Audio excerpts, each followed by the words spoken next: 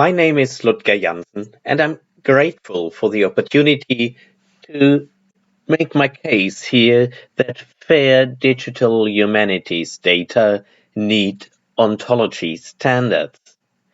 If we look at the FAIR principle about findable, accessible, interoperable, and reusable data, my take it that all of these four principles call for ontologies.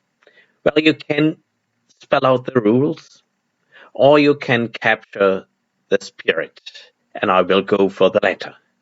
So FAIR is about the fact that data need persistent storage, that researchers need rights and permissions to use data, that researchers need to understand the data, and that data should allow for interoperability. For persistent storage, you need information technology. For rights and permissions, you need licenses. And in order to understand the data and to allow for interoperability, you need ontologies. Ontologies are made to organize massive amounts of data, to integrate data from diverse sources, to cope with a highly complex domain, to support for automatic reasoning, and to increase searchability. Now, not all ontologies are equal. There are reference ontologies, from generic top-level ontologies to tailor-made ontologies for certain domain. I mean, they are benchmarked by reality and they are community standards. On the other hand, you have application ontologies which are tailor-made for certain application. Often these ontologies are not semantically adequate. That they work is more important than that they are true. For these reasons, they are often idiosyncratic. So only reference ontologies solve the data silo problem and sustain interoperability. And in order to do so, they need to be shared community-based standards. They need a strict user-understandable semantics and a formal computer processable characterization. So reference ontologies do all the good things ontologies are good for by providing a rigid data semantics shared across domains and applications, allowing for interoperability. If we look at ontologies in digital humanities at the moment, we are still at the very beginning. There are some few big standards. There's the CIDOC CRM, the CIDOC Conceptual Reference Model.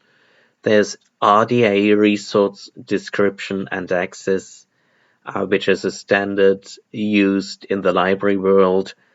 And there are small domain ontologies. Here are two ontologies from my own field, from philosophy. There's Info, the Indiana Philosophy Ontology, and Philonto. Well, Info has the problem that it's not principle guided, and Philonto has the problem that it is still rather a proof of concept than a worked out ontology. If we look at ontologies in DH textbooks, there are some that don't mention them at all. There's some that mention them in passing only. And luckily, I know at least one introduction that devotes a whole chapter on ontology, but that does not really live up to the current standards for ontology development as it has been reached in other domains like the life sciences. Now, what is the standard reached in life sciences? Well, there are huge initiatives for collecting, benchmarking, reviewing, and developing ontologies like the Open Biological and Biomedical Ontologies Foundry, the OBO Foundry. There are top domain ontologies like Biotop. There's development standards like the Good Ontology Design, GOODO guideline for ontology development. And if you look at the OBO Foundry homepage, that's a long list, a really long list of ontologies that are out there for use and reuse. OBO Foundry comes with a set of gold practice rules like community-based development, rigorous semantics, orthogonalities of uh, ontologies, which makes interoperability easier, hierarchical organization of top level and more specific domain level ontologies. They share common top level ontology, which is BFO, the basic formal ontology, and they share a common set of formal relations, the relation ontology, which is now being introduced into BFO so that they come as one packet. If you now want to reuse terms from any ontology in order to develop, for example, an application ontology, there are a lot of tools that help you to do so. There are repositories like the OBO Foundry or the ontology lookup service or On2B, which helps you to find either appropriate ontologies or appropriate terms which are defined in other ontologies which you could reuse by linking to them, by including these terms into your own application ontology. And there are standards to do so, like the myriad standard, the minimal information to reference an external ontology term. And there are tools to do so, so you do not have to do all this by hand, but you can use OntoFox, which helps you to integrate terms from other ontologies. So it's given this standard in the life sciences, it's easy to imagine what I envision for ontologies in digital humanities in the future.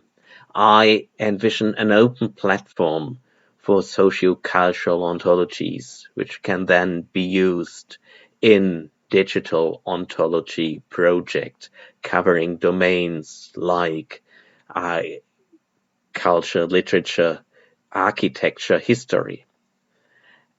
I envisage mid-level ontologies for the socio-cultural domain. We could call that a sociotop, like a biotop. And I envision integration of existing standards into this future foundry for digital humanities ontologies. And I would very much appreciate if I find some allies in this workshop.